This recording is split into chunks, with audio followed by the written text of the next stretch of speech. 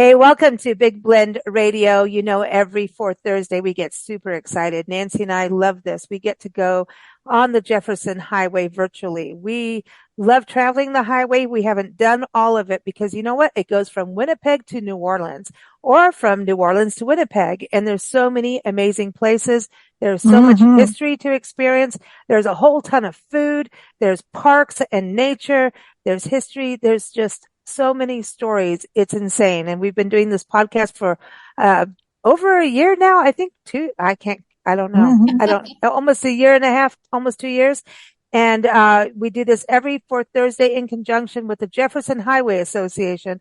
And if it wasn't for the Jefferson Highway Association, this highway wouldn't have been built. It started back in 1915, which was all spearheaded by the editor of Better Homes and Garden magazine, because he understood that people moving up and down a highway meant tourism for farming communities. And we all understand we want a good road trip, and road trips are back, baby. And this is a good one.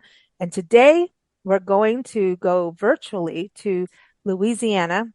Nancy, we love this state, don't we? We absolutely adore Louisiana. And we're going to go to Natchtioches, Louisiana. We're going to go to Alexandria. We're going to go to New Orleans. We've got some amazing guests. And everyone, jeffersonhighway.org. Rogers Bell, the president's normally here. He's not with us tonight, but he wants us to promote that website, jeffersonhighway.org. Feel free to become a member. So let's start off with one of the board members, Arlene Gould, who got us involved with the Jefferson Highway because she's good like that. And she's also the executive director of the Natchtioches Convention and Visitor Bureau. And Natchtioches is the oldest city in Louisiana and one of our most favorite cities on the planet. Everywhere we've been in the world, this is one of our favorite cities. It doesn't feel like a city, but it is the oldest city in the state of Louisiana, the very first French settlement. So natchtioches.com is the website, which is natchtioches.com. Did I get it right, Arlene? You got it. We had lots of practice, but welcome back. How are you? I'm very good. Thank you. Thank you for having us on tonight to talk about Jefferson Highway and a few stories in time for Halloween season. Yes, cool. We're doing hauntings, not just Louisiana. Just on the travel side, we're talking about some haunted history on a highway. You know, we've all heard those stories like a ghost appears over a bridge. Well, over in Louisiana, it might be a bayou bridge that you're driving over and some, little lady just steps out in front of your car.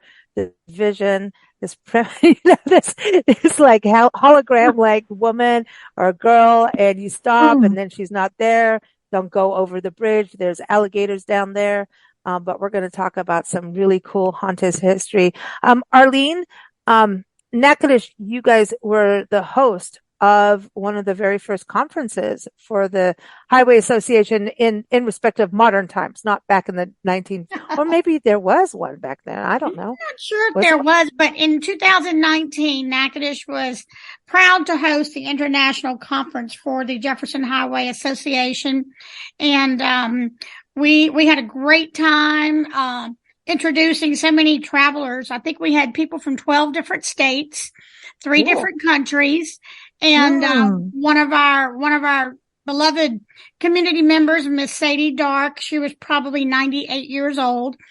She was at the conference and just is bringing, just delightful. Wow. And she had wrote a scrapbook when she was at Northwestern University that is still at Northwestern University. It's copyrighted, but it was a scrapbook that she and her brother, Mr. Buddy Maggio, had helped her with. And so, we recognize Miss Sadie, but Natchtioches has some wonderful stories and some wonderful people. And we're very happy to sponsor this show for Jefferson Highway and look forward to the conference coming back to Louisiana in April of 2024, next year in Alexandria, Louisiana. So, if those interested in coming, make plans, mark your calendar, April 24th through the 27th in Alexandria, Louisiana.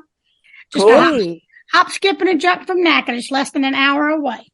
And not far even from New Orleans, your home city. We're going to be talking about New Orleans too, but in Natchtioches, we're going to go over to NSU and welcome Shane Propel. Welcome, Shane. How are you? Oh, doing great. Thank you very much. Excited to talk about one of the oldest traditions and stories that we have at the university. So looking forward to Ooh. sharing some spooky stuff with everybody this evening. We love that. And I Cool. believe that your campus, you also had a tourist camp back in the day. You know, before you were born, tourists were hanging out on the campus and camped Yes, there. yes. I think where the site of the current library is, that area was the location for that tourist camp.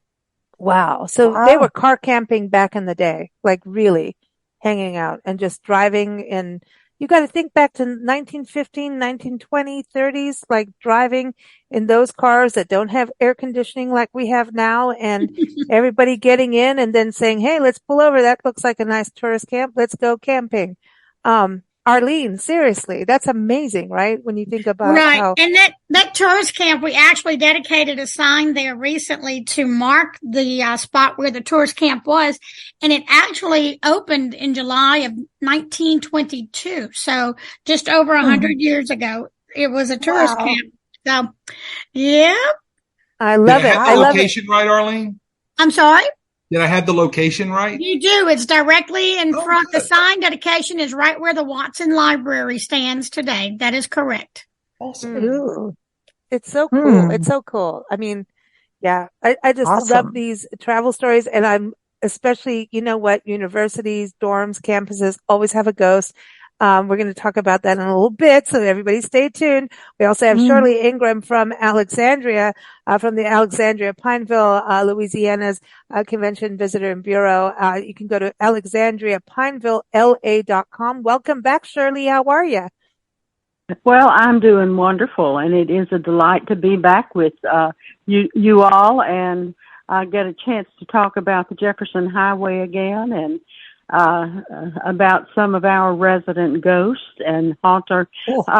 hauntings here in Central Louisiana. We have some interesting stories about some people who were just a bit of a renegade, and the spots on a leopard just don't change much. If you're a renegade when you're young, you are when you're older too. And I'm going to tell you a story about William Lloyd, who was the builder of Lloyd Hall Plantation.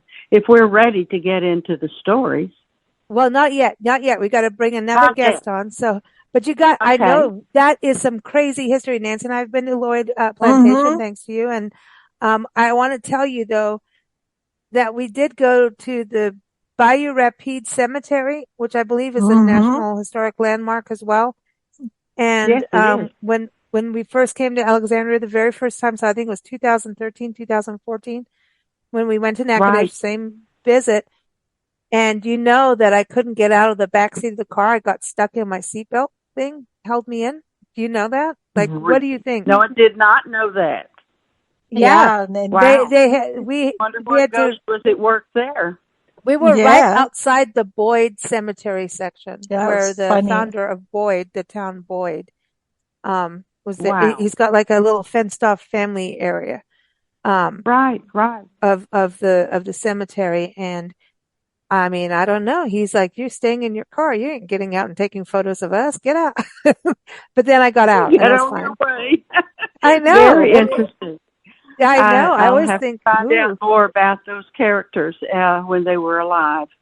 I know they the did. ladies that run that cemetery, and they know most of their character. They're people who are buried, and they know about their families. So I'll be And checking that yeah, one out. yeah, that Yeah. was it. Because you have a soldier from the Revolutionary War buried in there too, as I recall. Yes, we And do.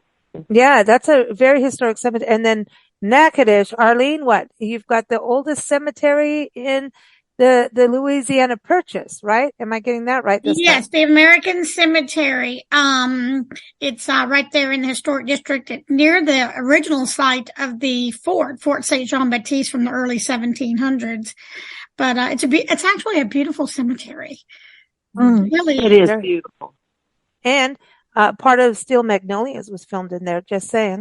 It And you was. know, And the movie itself was filmed in Natchitoches, so folks should know about that. I want to bring our next guest on is Kathleen Walls. You hear her on Big Blend Radio now, and she's a travel writer and author. She's been on our show actually quite a few times, and we always talk about alligators, but today we're going to talk about ghosts. Go to her website, katiewalls.com. It's Katy, katiewalls.com for her book. She writes a lot of travel guides, novels, some mysteries, some true crime. But today she's going to touch on some ghost stories from New Orleans. But welcome back, Katy. How are you? I'm doing fine, thank you. It's good to have you back. And how many ghost books do you have now? Are these stories like from your travels? I have three that are focused on the ghost stories. And the Host with Ghosts is all over the Southeast, so it has the New Orleans ghost stories in it. And I have two favorite ones there. One is the Voodoo Museum, which was started by a former brother-in-law of mine. And actually, the man who's running it today is also a former brother-in-law. And the St. Roch Cemetery, which everybody misses because it's not out there in the French Quarter.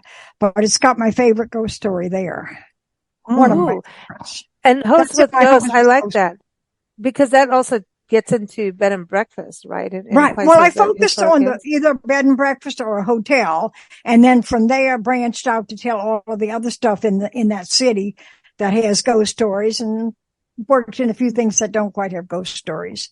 But the big focus is on the ghost stories in the hotel. Monteleone was the hotel that I focused on in New Orleans, but so many of them do have ghost stories besides Monteleone.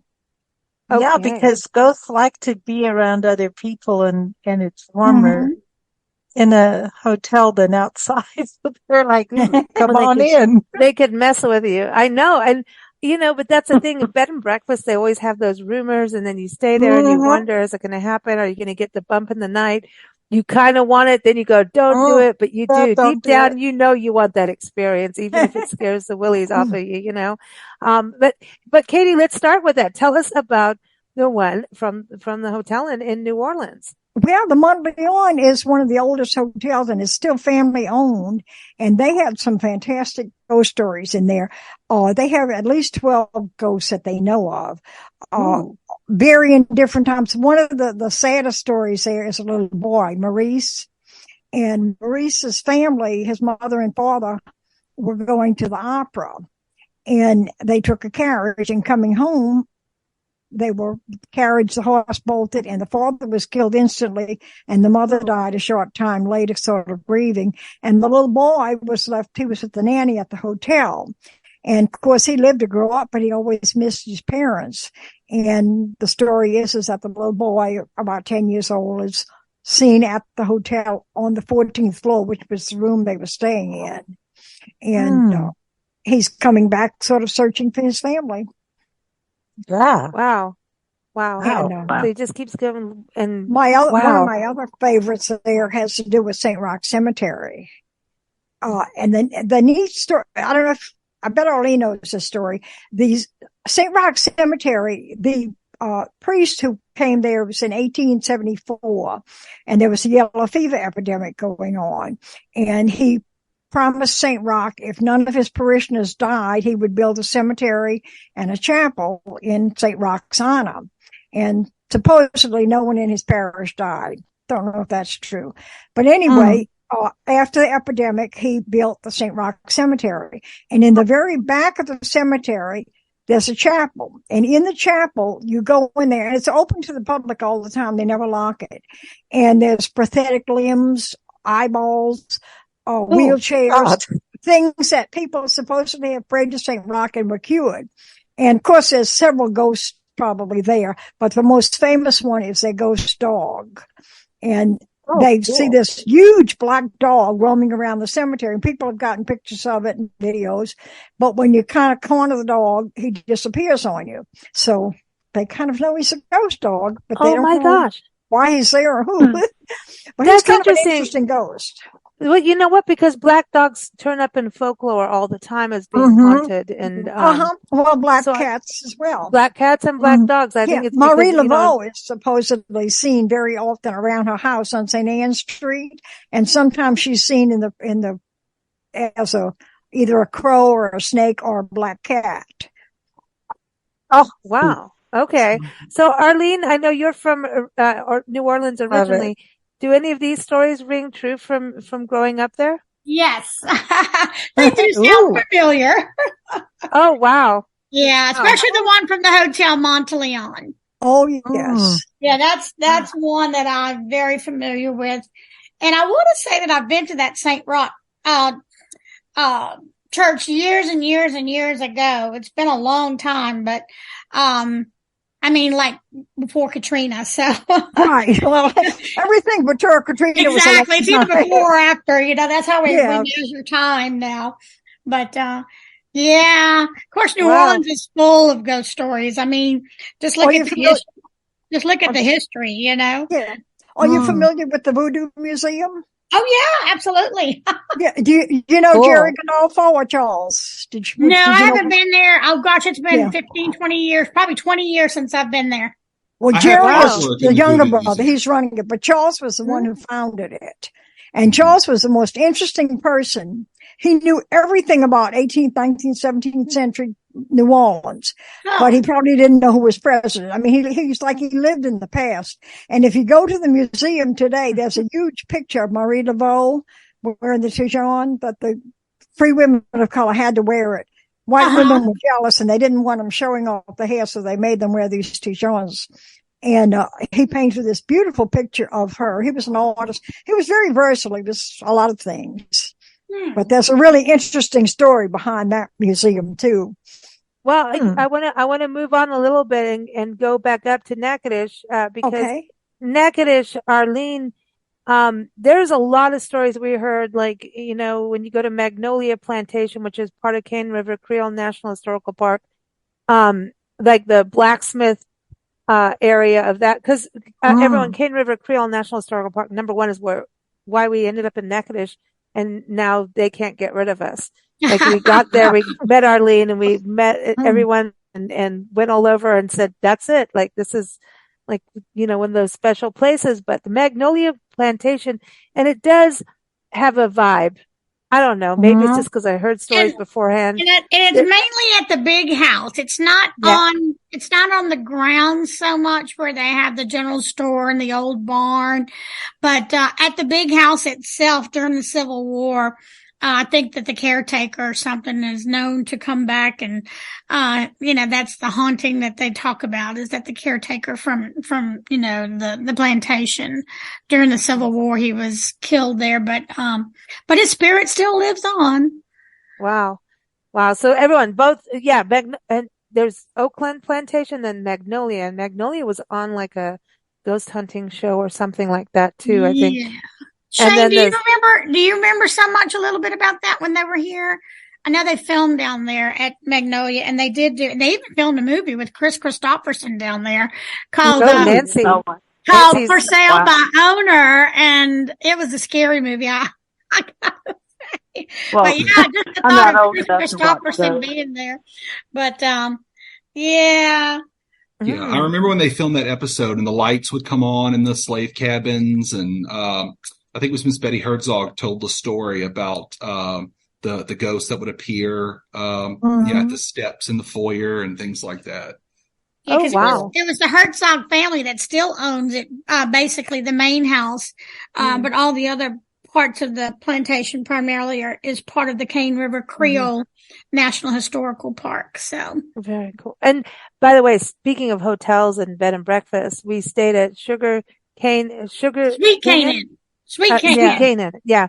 Well, you guys have sugarcane in Louisiana. I keep going to sugarcane because, like, I grew up on it. It's delicious and good for you, not your dentist.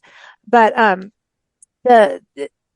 that B&B was supposedly haunted. There were some rumors of it, should we say? Yeah. And so, you know, Nancy, I kind of picked up a couple vibes. Not saying it happened, but I don't know. I kind of think there might be a little, you know, Casper running around. You know, have you heard that about the Sweet Canaan? That maybe the sweetness, you know, on top of just excellent service, from the amazing they probably do people. have a spirit, because it's an old house from the 1800s. But you know what? It's a beautiful house and calm to me. When I worked out at Melrose Plantation, people used to say, "Oh, you're not afraid to work down here?" And I'm like, "Afraid of what?" Because sometimes I'd be out there for hours by myself alone on the grounds. I was never afraid. I was always at peace at those places because it was just a calming kind of a environment and just peaceful and beautiful property, you know? Oh, okay. Wait. Well, let's go to Lloyd Hall Plantation. Miss Shirley, we went there, and then like the story is, I don't know. Woo! And I know they do weddings and everything out there, and very popular for it. And it's a beautiful grounds are beautiful. The plantation home and I mean all of it is gorgeous. And there's nurseries all around. It is a beautiful area just outside Alexandria. But there are some really freaky stories about this dude. Lloyd Hall has a list of named ghosts, and of course, probably the most prominent one would be the ghost of William Lloyd, who was the owner of the house, and he actually built it in 1820. But William Lloyd was part of the Lloyds of London family and lived in England. But he was a bit of a rascal and got the family all riled up at him because he was stealing money and from his associates. And the family told him that they would give him his portion of the Lloyds of London fortune if he would leave England and never return. Wow. So that's what he did. I mean, he was ousted from England, and somehow we wound up with him here in central Louisiana. And he was a rascal back then, and then along came the Civil War, and he was still a rascal. He knew that he didn't know who was going to win the war. He didn't know if the Union Army or the Confederate Army would win the war. So he became a double spy. He would go to the Union encampment and tell them what the Confederates were doing, and then vice versa. He would later go to the Confederate encampment and tell them what the Union Army was doing. But the Union Army got wise to what he was doing and went to his house and confronted him with his double spy business, and they tarred and feathered him and hung him from an oak tree in his own front yard for all the world to see what happens to. Yikes! No wonder he's still roaming around. Isn't there a story about where they tarred and feathered? Isn't that kind of near where the flag is at the edge of the driveway? This was over about 10 years ago since we were there. Story about by the way, we're really skinny now. But anyhow, no, just kidding. But isn't there a story about where he was buried, like things moving and changing or something?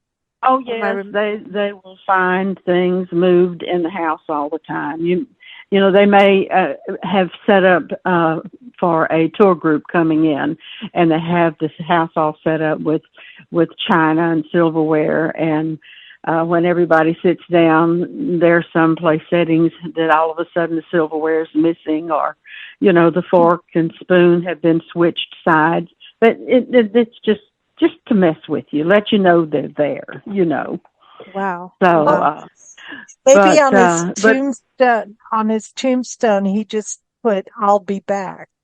Well, does he even have a tombstone? How about that? I mean, does he even get that? Did he get that? I mean, if he was tarred and feathered, is he buried anywhere? I don't know. We don't have a clue. That he's not buried on the grounds, at least. I do know that. But where and if he is buried, I do not know. Wow. I don't know the answer to that. Wow. Now, what about Hotel Bentley? Is that also haunted? Well, they say that it is haunted by its owner as well, Mr. Joseph Bentley, and he was also another personality. he was a lumber baron, made his money in the lumber industry. Lumber was king in this area at that time. Hotel Bentley was built in 1907 and '08, opened in 1908. And the story goes that Joseph Bentley came into town on Saturday after a hard day of work in a sawmill, and couldn't get a room because he was just not dressed properly. He had his overalls on, and he was dirty. And besides that, he had his dog with him. And this hotel would not rent him a room. So he told him that was okay. He would build his own hotel where everyone was welcome. And he built an incredible hotel. The beauty of this hotel is second to none, even in Europe. It's just stunningly beautiful. And he brought in building materials from all over the world. And the story is that, and William Lloyd not William Lloyd, I'm sorry, I'm jumping from stories. Joseph Bentley never married. He always lived there in the hotel and actually died on the third floor there in the hotel. And that hotel was his life, along with his banks that he owned and lumber companies. And, he was a very wealthy man. But he makes sure we know that he's still around. They say he wanders the halls of the Bentley. I worked at the Bentley, I'll tell my age now, back in the 1980s. And I personally never came in contact with Mr. Bentley, but they say that late at night they see the ghost moving about. There's also a story about a young girl who fell down an elevator shaft, and they say she is one of the characters or the ghost that lives there in the hotel. Wow! Don't make any elevator jokes. Do not make any elevator. No joking in the elevator. No elevator jokes. Yeah, I that's kind of freaky, and especially a child. Right. We were up in Natchitoches and went from Natchitoches, doing the Louisiana no man's land. We were just traveling around and went to Manny. And it's Manny, right? Because you know how I pronounce everything so well. Manny, right, Arlene? You're right on. Okay, because, before I'd say many, but it's Manny. And we're out in Toledo Bend area, and number one, we went to DeRidder, and there's a Gothic jail out there. But that's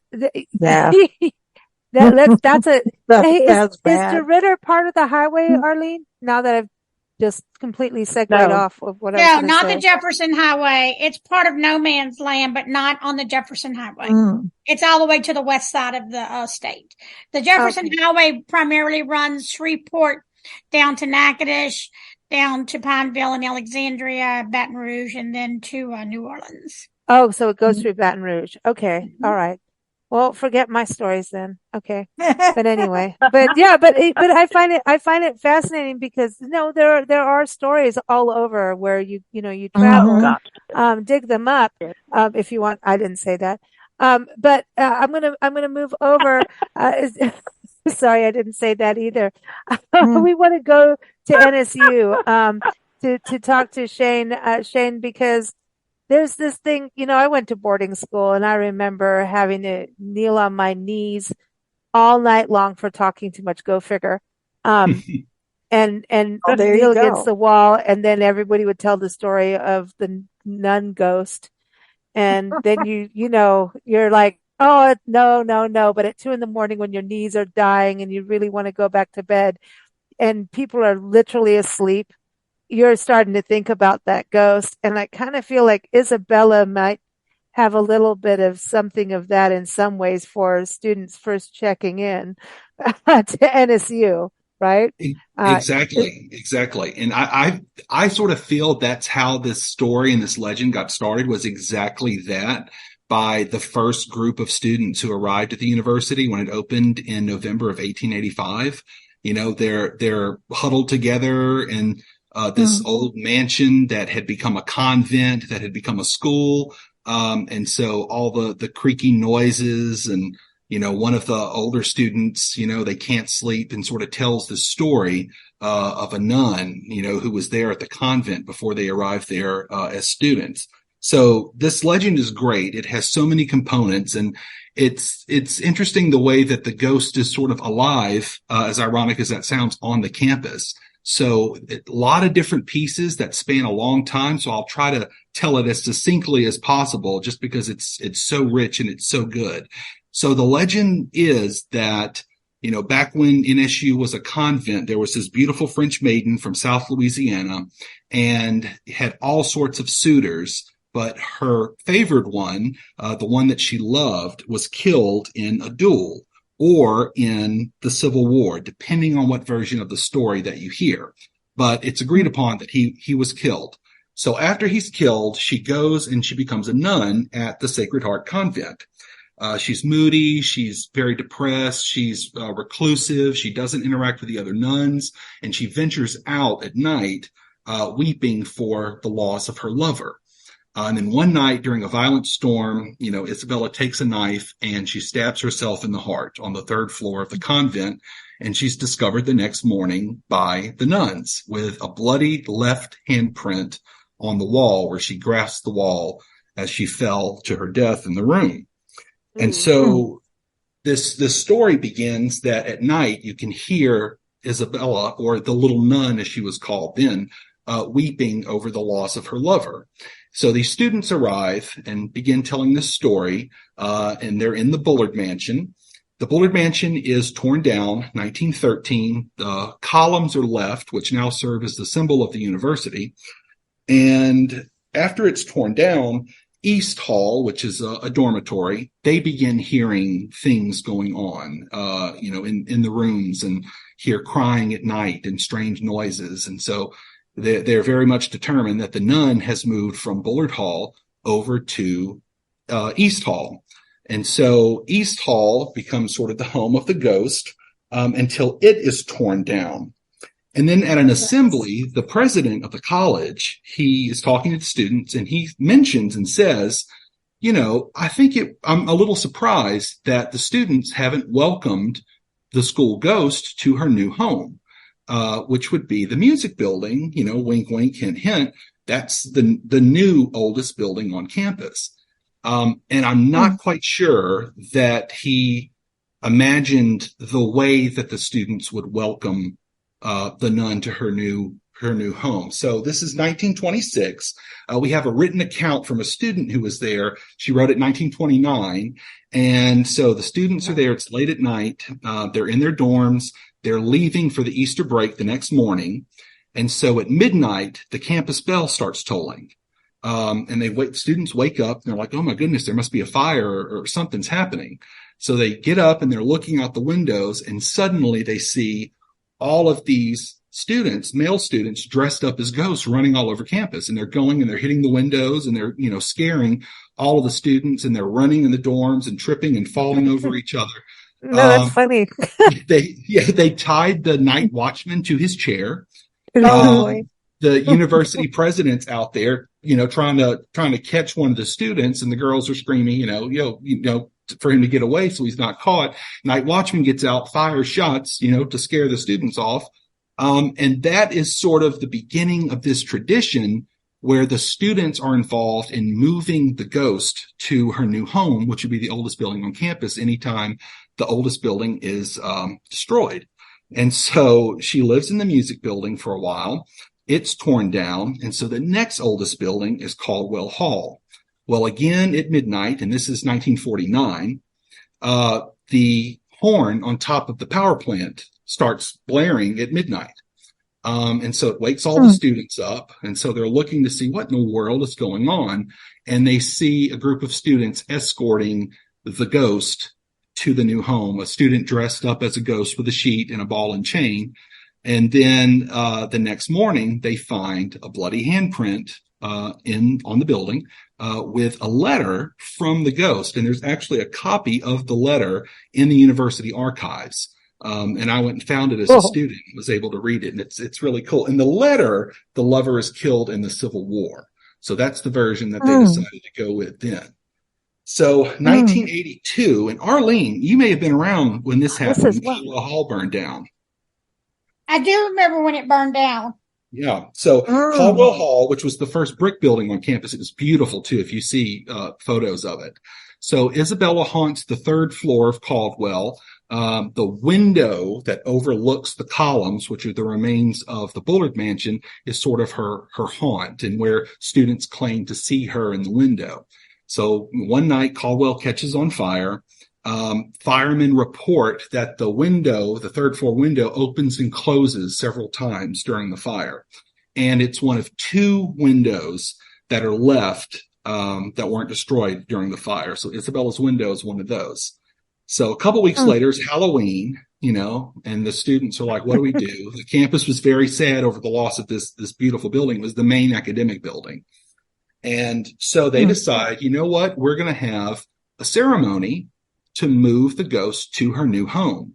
So they contact this paranormal expert in California to figure out how to properly move a ghost.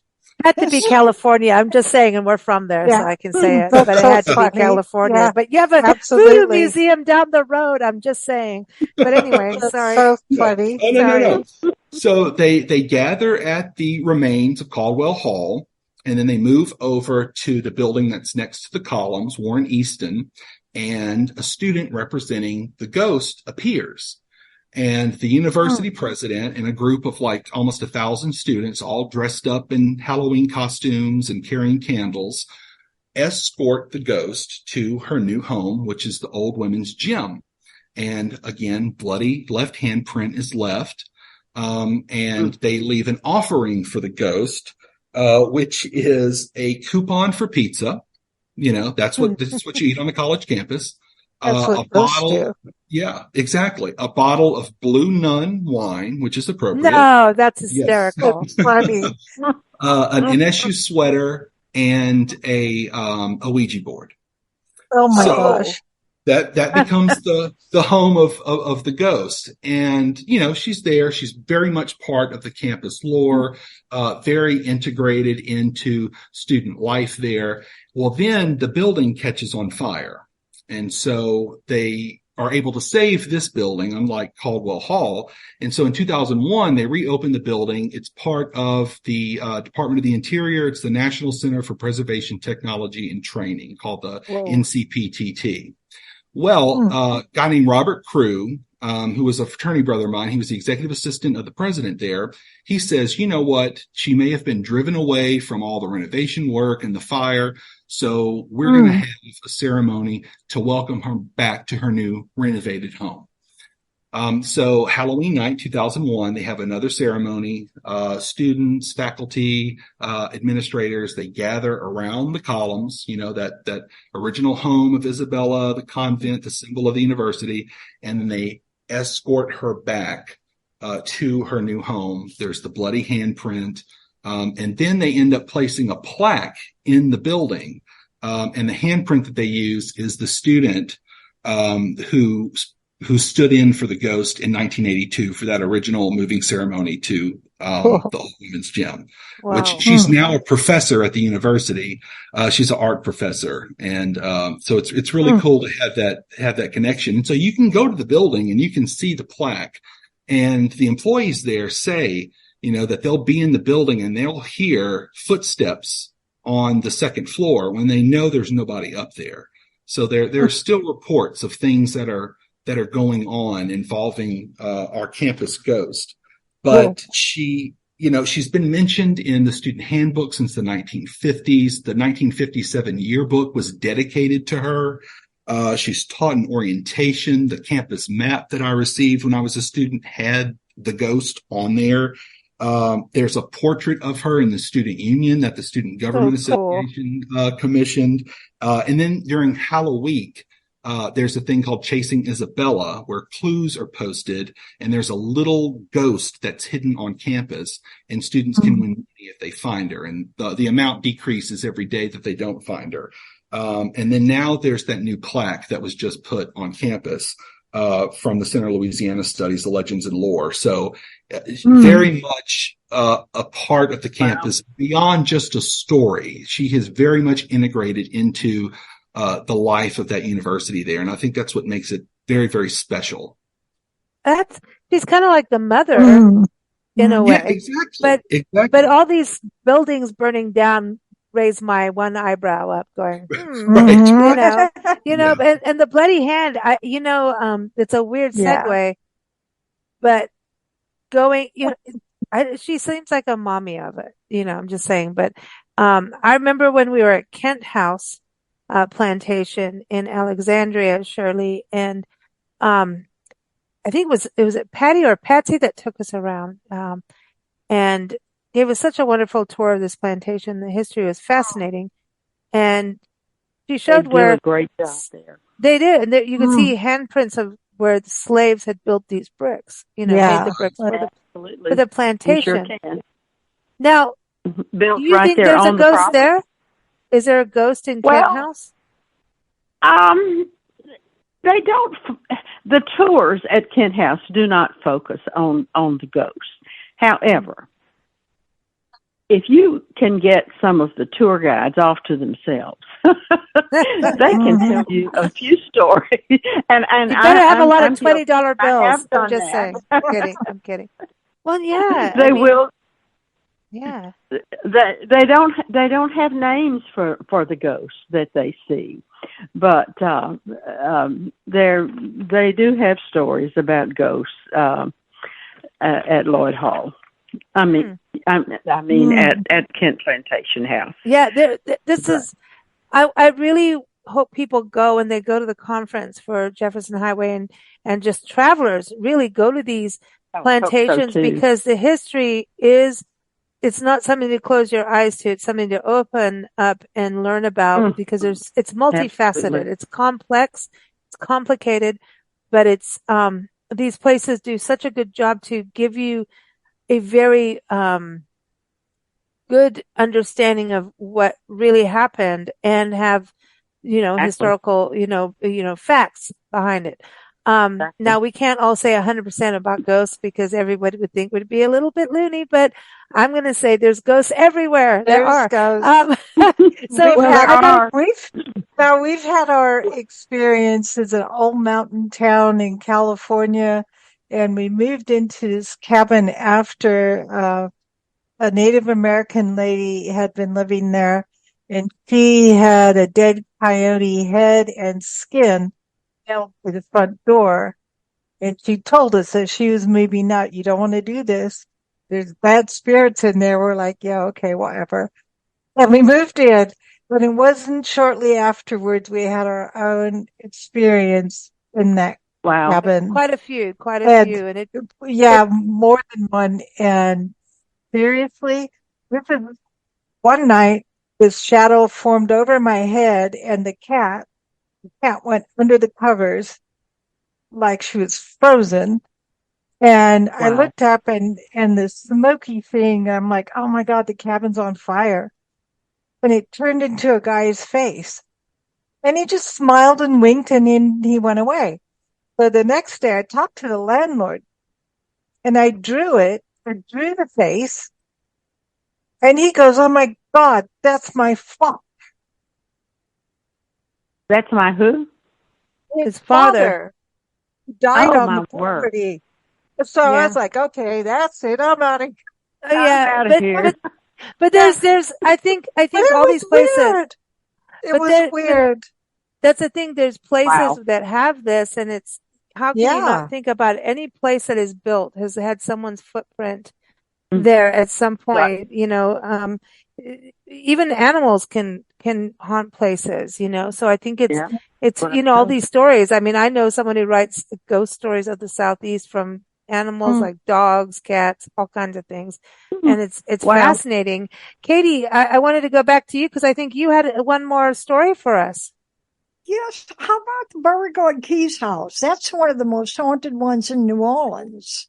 Of course, the most famous ghost there was Beauregard, who he never owned the house. People think it was his house. He rented it after the Civil War. And years ago, I remember hearing the story as a kid. This gentleman wanted to find out if there really was any haunting to the house, and he spent the night in there. And overnight, his hair turned white.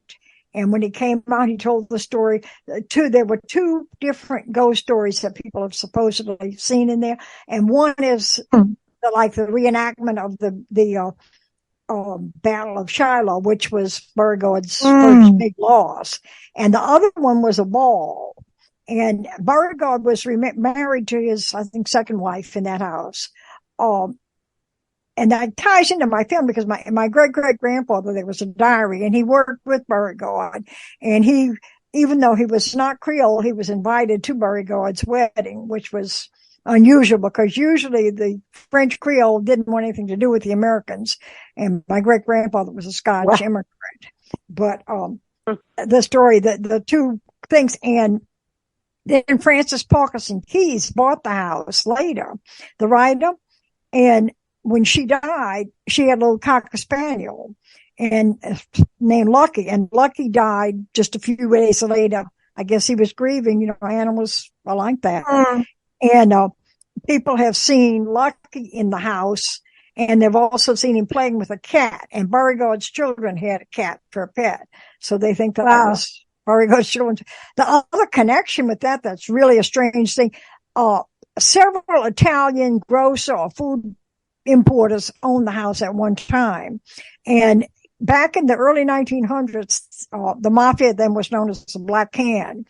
And there were a whole series of murders called the Axeman murders. And they were all Italian grocers. None of them were ever solved. They went on for several years.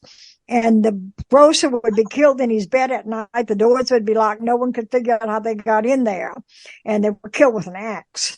And then the murder stopped, and they don't know whether the man went to prison for something else, but he was never caught. But they were all Italian grocers who died. So and one of the Beauregard ghost stories also, one of the Sicilian gentlemen that owned the house had a rival, and there was a gunfight on his back porch. That was early 1900s, and he killed 3 of his rivals and wounded the 4th one. And they're seen roaming around the house. It has tons and tons of ghosts. The other one is Paul Murphy, the chess player. As a child, he was just a prodigy chess player, and then as an adult, he became strange and was committed to a mental hospital. And he's seen roaming around there and playing chess with his grandfather. But seriously, like this. So New Orleans basically is a hub of ghosts. You know, spirits of the past and present get to meet, and this, you know, and the voodoo side of it. I mean, New Orleans is known for the voodoo side. And most of them are just sort of looking after the place, kind of keeping, just like with the hosts and stuff at bed and breakfast. They just, it was their home and they love it. They want to stay there and they want to see it taken care of. And animals, when you mentioned about the cats, so often animals seem to be more sensitive than people. Maybe because they're more accepting, but cats especially, see things. They got the vibes. Yeah. They feel the vibrations. Wow. Wow. So that's it. So everyone, I don't know about alligator ghosts, you know, because you probably have them out there in Louisiana. I have stories of about 3 or 4 more ghosts that live at Lloyd Hall. If we have time to slip one in. All right, slip one in. Come on, we want to hear it. Right. No gators, though, right? I don't think you get gators there, do you? There was a Union soldier named Harry who stayed at Lloyd Hall much during the Civil War. And he fell in love with a Southern girl, and came time for the war to get close to the end. He deserted the Union Army and actually hid in Lloyd Hall because he did not want to go back north. He wanted to stay in the South and marry this beautiful young Southern girl. but the Union soldiers, when they were searching for him, did uncover him on the third floor of Lloyd Hall Plantation, where he was shot and killed. Now, Harry was a violin player, and they say even today, and I actually talked with some guests who stayed at Lloyd Hall, and they stayed in the main house in one of the big suites, and they said very late at night they could hear a violin playing ever so softly on the front porch. I love it. And I know this because this happened to me talking to these guests. And I said, oh, my God, Harry was there. And, of course, I had to tell them the story about Harry. And then they were ready to go. I bet. But wow. It's funny because we have this term, life everlasting. So why is it such a big surprise that people don't really go away?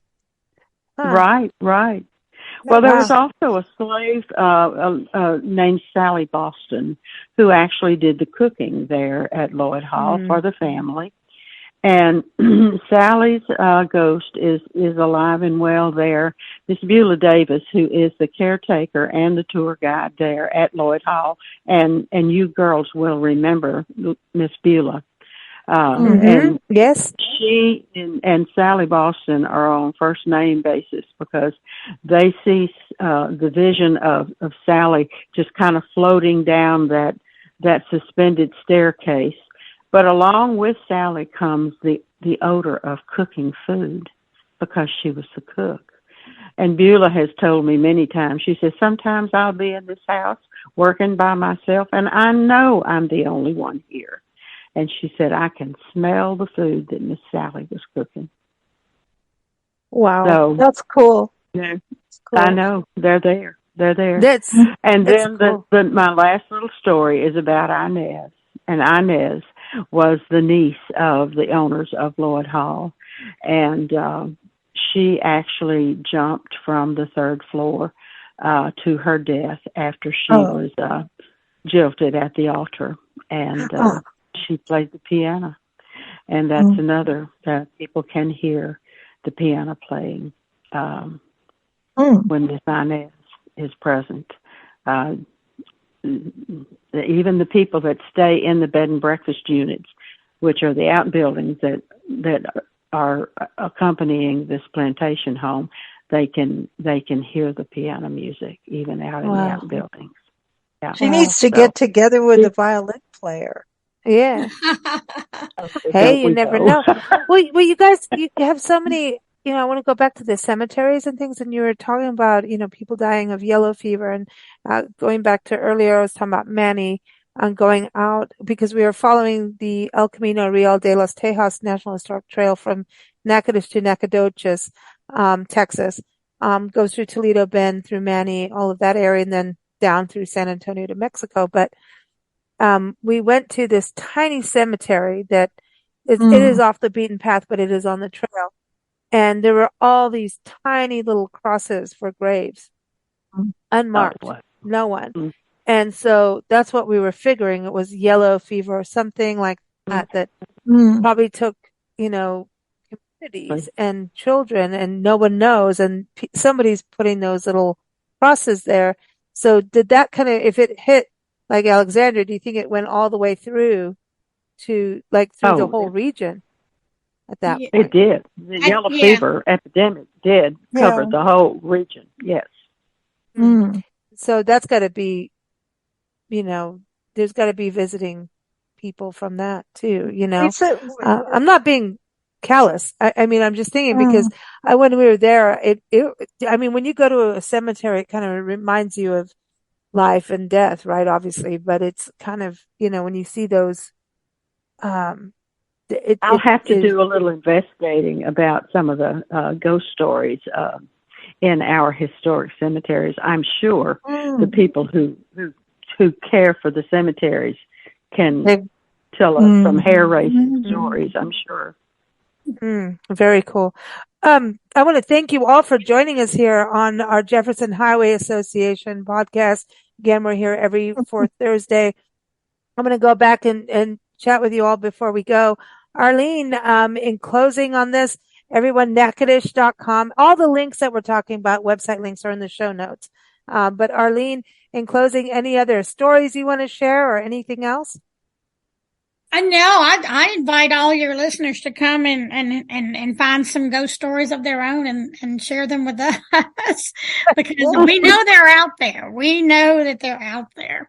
Do you think Carolyn Dorman haunts Briarwood? I think she does. I think her spirit is there. I don't think she haunts too. it, but I think that there's a spirit there. You know? Yeah. I think she has good reason to, because she said she wanted to be buried under a tree, and she's not. I went and visited the grave, and she's really? not. Oh, see? That's a good reason to come back and haunt somebody for not following her last wishes. Wow. Now, thank you all very much for having us on tonight. And again, for all your Jefferson Highway listeners, we hope that they have safe travels and exploring and discovering the Jefferson Highway from Winnipeg, Canada, and trekking down to Louisiana and to come visit us here in Louisiana. And everyone, jeffersonhighway.org is a website. And also they have an awesome Facebook group. I've learned so much history from this Facebook group. And it seems that there's going to be some rally that goes through as well, through your area. Yes, prior to the conference that starts on Wednesday at the Hotel Bentley in Alexandria on April 24th, we're going to start a sociability run in Shreveport on Monday. So be on the lookout and check the Facebook page for Jefferson Highway and find out some more details. So we're hoping Monday night overnight in Shreveport and go to the American Rose Center and hopefully trip over to the municipal auditorium. Elvis isn't there though. His spirit that's got to have some ghosts. Elvis left the building. I heard that story when I was up there. But there's got to be some ghosts in that building. Oh yeah. Yeah. So that's kind of on tap. And then on Tuesday night they'll be coming to Natchitoches. And there's then got to be ghosts at the fort. Yeah. Yeah. Can you imagine? At the fort, how many French ghosts they might have at the Fort St. John Baptiste. So, but we're looking forward to it. Got a few months, to plan, and hopefully some people can make plans to join us. So, I love it. So Shane, they're going to come visit you at NSU. Come on. Absolutely. Sounds like fun. Yeah. Thank you, everybody. Thank you, Arlene. And Shane, thank you so much for joining us and sharing Isabella's story. I mean, wow. And the photo of her. Well, I'm going to put the link. There's a story about her. I'll put the link up in the show notes for everyone so you can see her photo too. I mean, it's like even the photo of her, she looks blue, like she looks ghostly, but, yeah, it reminds me of the song, The Long Black Veil. Yeah. Very. I mean, there are certainly some parallels there for sure. But happy to share that. It's such a fascinating story, and it's still evolving. There are things that are still happening to keep it alive. That's why I find think it that's so fun. Because universities have those stories. I mean, it's like we were in Madison, Wisconsin, and they have pink flamingos, and that's a whole other crazy story. Just look up the pink flamingos of Madison. At the university over there, because they create this hill of flamingo. Anyway, it's a whole crazy story, but it's part of the history. And I think that universities and colleges have to have that fun aspect, which builds community spirit. And do you think she kind of brought people together at the and still bringing people together? Yeah. Yeah, I think so. I think that's how it sort of got started. Was these originally these women who first came to the institution before men started coming. They're from all over the state, and they're there, and it's like, okay, we're here. What do we do? And they start telling these stories, and that's something that still happens on college campuses. They're whispering. The urban legends, that start these conversations. A lot of them are around warnings and safety, ways to sort of scare students into making sure that they're behaving, that they're doing what they're supposed to do while they're away. So apple pieing the beds means nothing now. That doesn't even exist anymore. Well, That was so it's baby. all history. I mean, this is what makes history come alive. And by the way, in Natchitoches, they don't apple pie your bed; they meat pie your bed. Meat Just pie, saying. that's right. Ah, that was so lame. That was lame. And everybody, if you go to Natchitoches, you must have a meat pie if you eat meat. That's fantastic. But thank you so much, Shane. And Miss Shirley, it is always good to hear your voice, and we hope to see you real soon. And thank you for all the fabulous ghost stories. My gosh, Lloyd Hall really, there's stuff over there. I'm just telling you, Nancy and I went there and things got there's things. I'm just saying, really cool. It's super cool. Thank you so much. And everyone again, let me invite the two of you to come to the Jefferson Highway annual conference in April 2024. We would love to have you. Oh, we want to come. Listen, we'll sign you up. We want to go. We want to go to the conference, and it's open for travelers who are interested, historians. Really, the conferences are fun, informative. There's the car rally. No, I call it a car rally. The sociability run, which is really an old school term. That's what they called it back in the day. That is happening as well. So check that out. But go to Alexandria, PinevilleLA.com, and then for Katie, Kathleen Walls, go for her ghost books, her ghost story books, and all her books. Go to KatieWalls.com. That's Katy. Katie, great stories. Man, I had no idea. She's got she told me she's got a couple stories, but hey, man, I think apparently it's all the researching them. It's just more fun researching them, I think, than anything else. I think you have to go to Natchitoches in central Louisiana again. I think you're due for a trip. I'm just saying. Oh, yeah. You're overdue to come back. Yeah. Oh, yes. I've been there, but I loved it, and I do want to come back. See? I know. You got to go. You got to go. It's Love cool. to have you. Yeah. All right, everybody. Thank you, everyone. Again, JeffersonHighway.org, and keep up with us at BigBlendRadio.com. We want to thank Natchitoches Convention and Visitor Bureau for being a very cool supporter of this show, making it possible. So Natchitoches.com, NATCHITOCHES.com is how it is done. Thank you all for joining us. Thanks for having us. Enjoyed meeting all of you.